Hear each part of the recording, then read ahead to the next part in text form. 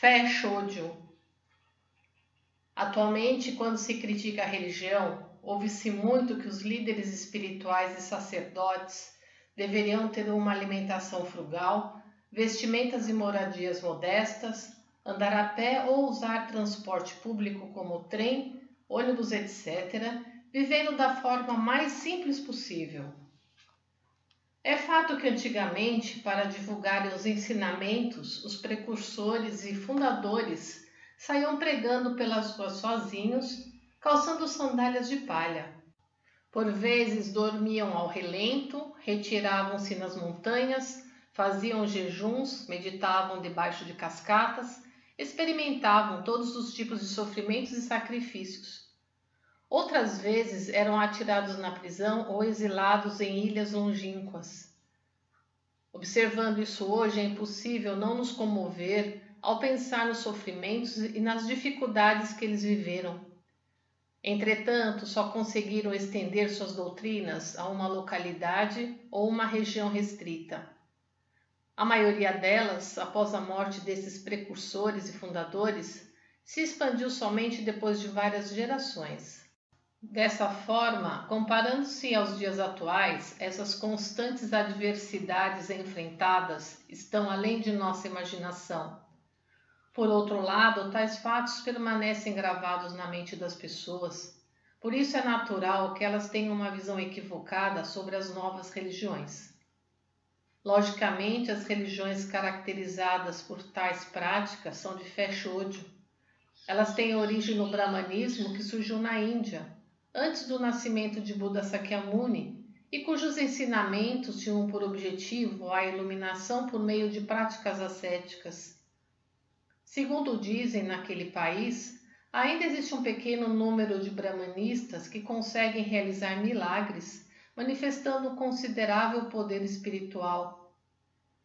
Creio que o jejum praticado pelo famoso Mahatma Gandhi, 1869-1948, talvez fosse uma decorrência de ele ter professado o brahmanismo quando jovem. Há uma história interessante sobre o motivo que levou Buda Sakyamuni a pregar os 84.000 sutras. Ao analisar a situação da Índia naquele momento, ele percebeu que, devido ao fato de o brahmanismo ser predominante, considerava-se que a iluminação só podia ser alcançada por meio da ascese, e que este era o verdadeiro caminho da fé. As pinturas e as estátuas Rakan, que encontram hoje em diversos lugares do Japão, retratam as práticas ascéticas dos brahmanistas. Por meio dessas obras, podemos imaginar como elas eram. Não suportando ver semelhante situação, Buda Sakyamuni, com sua grande misericórdia, revelou uma forma para as pessoas obterem a iluminação sem precisar recorrer a tais práticas, os sutras budistas. Segundo ele, a simples recitação dos sutras seria o bastante. Obviamente, o povo se alegrou com isso e passou a admirá-lo e a reverenciá-lo como o mais respeitável de todos os homens santos. Foi assim que o budismo dominou a Índia. Podemos dizer que essa foi a realização mais relevante de Buda Sakyamuni entre suas atividades de salvação. Religiões Shōjo são anacrônicas. Diante do exposto, compreende-se o quanto a fé Shōjo se baseia em práticas ascéticas, contraria a vontade e a grande misericórdia de Buda Sakyamuni. Se esse tipo de fé tende ao brahmanismo, que foi objeto da salvação realizada por ele, creio que, do paraíso búdico, ele está lamentando essa situação. Assim, é importante saber o quanto a fé Shōjo é equivocada e anacrônica. Por outro lado, no que se refere à difusão religiosa, observamos que aquilo que antigamente se levava 10 anos para conseguir, hoje pode ser feito em apenas um dia, graças ao avanço tecnológico da imprensa e dos meios de transporte.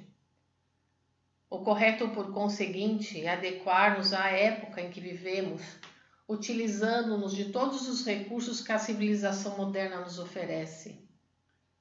Se apenas a religião continuar persistindo nos métodos antigos, Obviamente, não conseguirá atingir seus verdadeiros objetivos.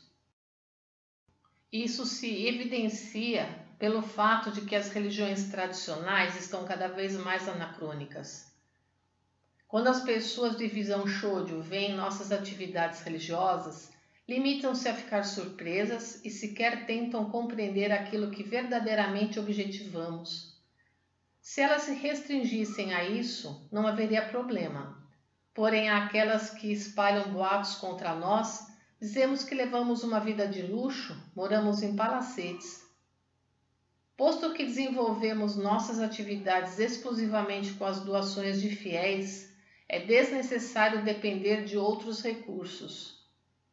Além disso, se concordássemos com as críticas de pessoas de fé Shōjo, teríamos que deixar estragar ou até jogar fora os alimentos especialmente ofertados pelos fiéis. E também não tem cabimento desenvolver ou vender no mercado paralelo os objetos que recebemos. Da mesma forma, não poderíamos deixar de utilizar grandes imóveis que nos são oferecidos com tanto amor pelos fiéis. Muito pelo contrário, é por intermédio dessas doações que podemos desenvolver o grande trabalho de salvação da humanidade, e quando pensamos nisso, compreendemos quão equivocada é a visão das pessoas de fé Shōjo. Nossa religião cria uma vida de alegria. Uma vez que o ideal de nossa religião é construir um mundo sem doença, pobreza e conflito, as pessoas que nela ingressam passam a viver com saúde e prosperidade, plenas de harmonia e alegria. Todavia, do ponto de vista daqueles que padecem numa sociedade infernal como a de hoje, isso é algo inimaginável.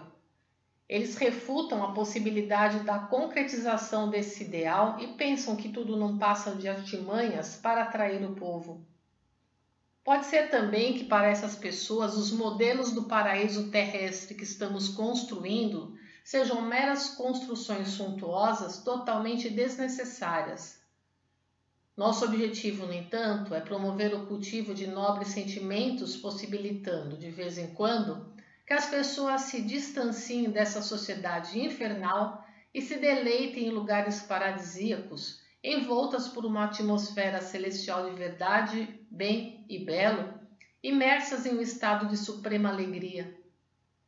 Assim fica claro que a construção desses modelos é uma necessidade para o homem contemporâneo. Atualmente, o ambiente social produz pessoas desprezíveis e degrada os jovens, não havendo, portanto, um lugar sequer que não seja a origem do mal social. Por esse motivo, podemos afirmar que o nosso paraíso terrestre é o único oásis no mundo atual. Se as pessoas compreendessem realmente o quanto nosso projeto é nobre e arrojado, ao invés de nos censurarem, deveriam manifestar seu inteiro apoio. Existe ainda uma importante questão. Nem é preciso dizer o quanto os japoneses, devido às guerras e invasões que perpetraram tempos atrás, foram recriminados pelo mundo e perderam sua confiança.